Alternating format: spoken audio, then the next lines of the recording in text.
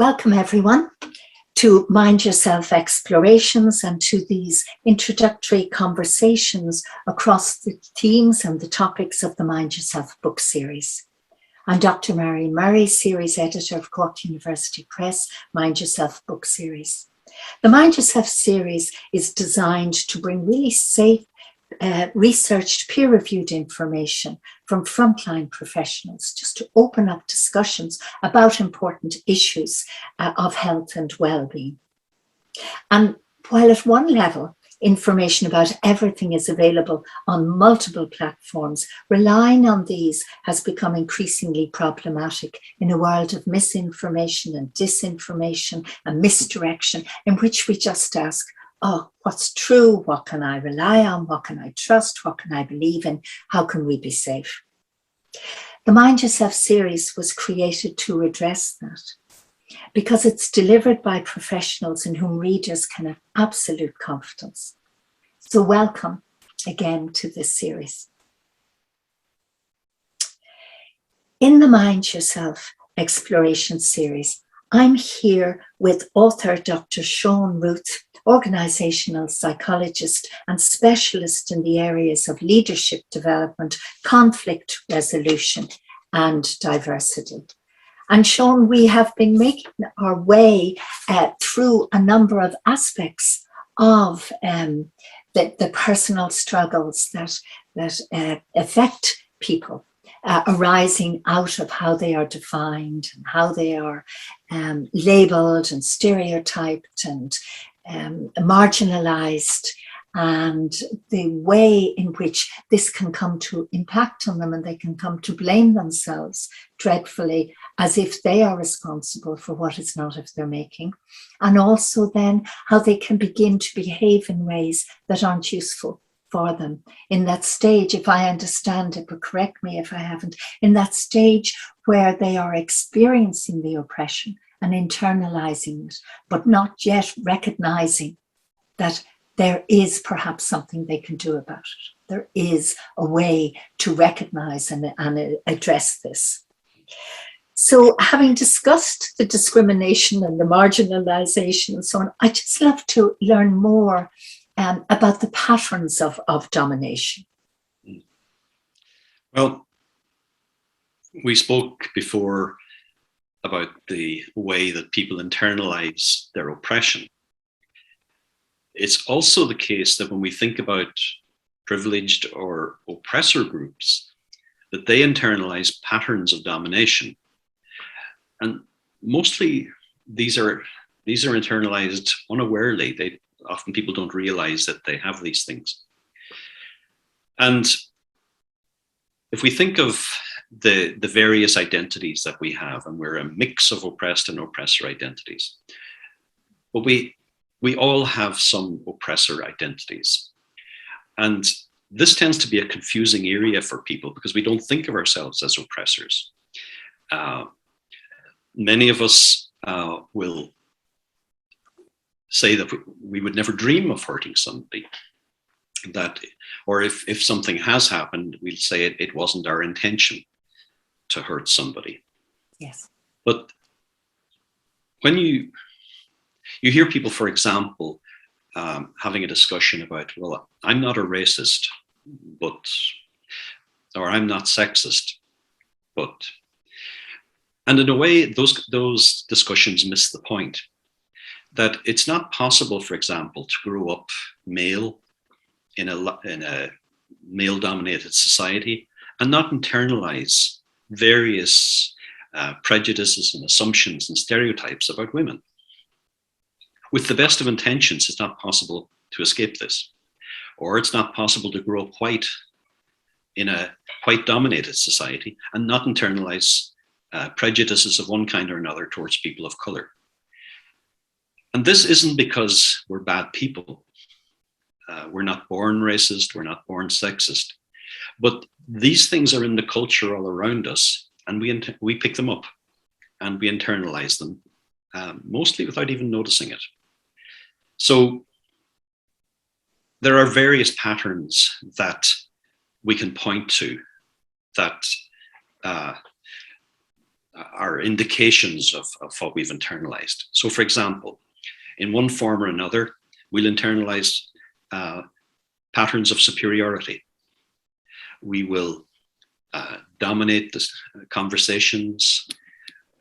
We will mistreat people.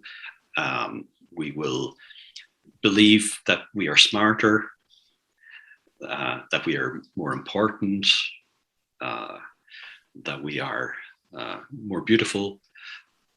Depending on what groups we're talking about, we will internalize various feelings and patterns of superiority. And closely linked to that, we'll internalize various feelings of entitlement.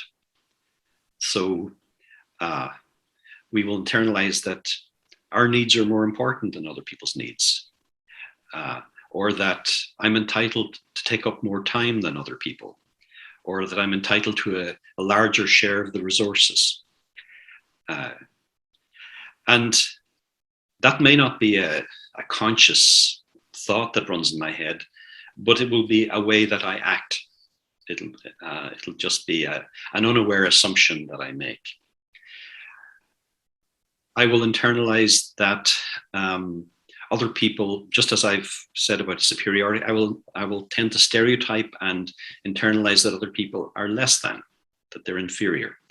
I will have a very inaccurate and limited view of some of the groups around me. And I may even have very strong feelings about them based on very, very limited information. And all of these kinds of feelings will get acted out in various ways. So I will end up mistreating people to one degree or another, in some cases extreme ways, and in other cases very subtle ways. And maybe one other way to illustrate this is that often, if I come from again, what I call an oppressor group or a privileged group, often part of the conditioning I got was to always look like I knew what I was doing, always look like I knew what I was talking about, and not to show any struggle. So one of the difficulties that oppressed groups have in relation to oppressor groups is when they look at us, they can't tell that there's a human being in there. They see a kind of a veneer of confidence and this person who never seems to have any difficulties, who looks supremely confident, sounds supremely confident. And that's difficult to be around if you've internalized an oppression. It looks unreal. And again, depending on the groups we talk about, it can look scary because often when we get hurt, it's by people who don't look connected to themselves. They don't look human. And they look like they've gone into automatic in some way or other. So these patterns of domination are ones that it's difficult for us to observe in ourselves. They're often easier to see from the outside. And they're harder also because we don't even think of ourselves as having these particular identities. I think that came across particularly in the section of your book where you deal with that, because, you know, there is an unconsciousness. I mean, most people, I believe, do not intend to behave in an oppressive or a domineering way. And there is that kind of oops moment when you read the book that you realize just by virtue of your connection to certain privileges or whatever, you can do so utterly unconsciously and unintentionally. And I remember thinking when I was reading it, you know, that even regardless of how well-intentioned we believe ourselves to be, people often then champion those whom they view are oppressed. But they do that in that way of superior entitlement. It's almost like they colonize the very issue of oppression itself. Or they become very active on behalf of those who are marginalized, and that they might unintentionally perpetuate superiority and privilege, or commandeer a cause that isn't theirs. And I wonder, have you any thoughts on that, or is this something you've observed much, Seán, in your work? Yeah, it's not uncommon that, again, people with the best of intentions who are concerned about the struggles of other people and committed to being an ally to those people, bring with them the baggage of their own conditioning. And this can lead to, for example, the entitlement, for example, that I mentioned, can lead people to take over leadership. The feelings of superiority can lead people to assume, well, we should do it my way. And one particular thing that tends to happen is that my definition of being an ally or of helping you as an oppressed person means that I will do my best to learn everything I can about your oppression, rather than that I will do everything I can to learn about my oppressor behavior. Yes. So you get a situation where the people who come from a privileged background put all of their attention on the oppressed and very little of their attention on themselves. And there's a lovely quotation. One of my favorite quotations is from an Australian Aboriginal activist who said that if you have come to help me, you're wasting your time. But if you have come because your liberation is bound up with mine, let's work together.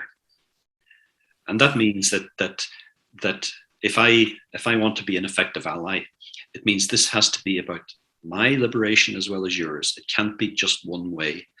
We both have to be engaged in the same process.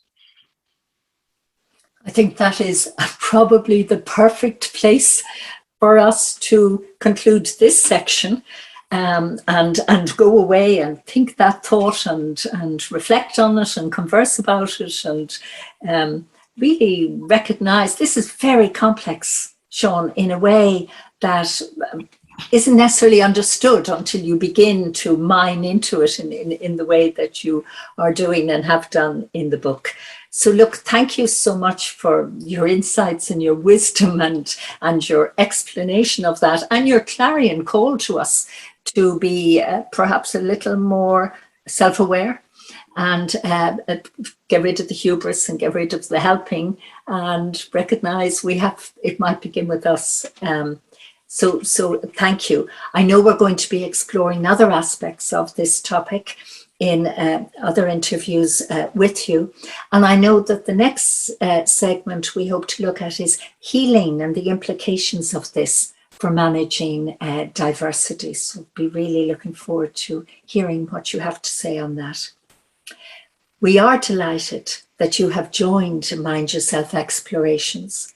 The authors and Cork University Press hope that the Mind Yourself series finds its way to all who need it, and that it gives readers the tools and the resources to really mind themselves. And if you'd like to explore this further, please go to the website mindyourselfbooks.ie, mindyourselfbooks.ie.